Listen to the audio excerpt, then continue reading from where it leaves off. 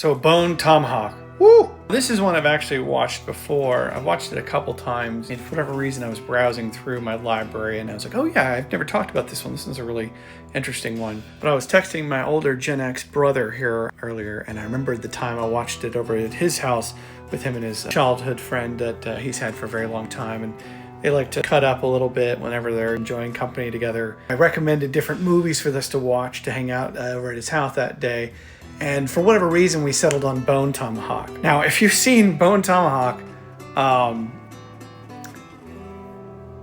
it's an interesting movie to pick, and not one that I think is good for casual viewing. Don't get me wrong, it's a good movie, but you have to be in a certain kind of mood, and if you're unprepared for the stuff that happens in it, it's pretty unsettling. It really catches you off guard at first if you're not prepared for it, because the dialogue is artfully written. There's some comedy in there a little bit. It seems at first to be a different kind of movie. It seems to be mostly an interesting, stylistic, pure Western.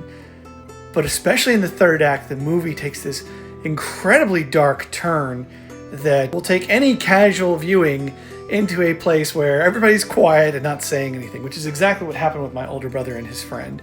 They were cutting jokes and stuff for the first half, but when we got to that part, if you've seen it, you know what part I'm talking about.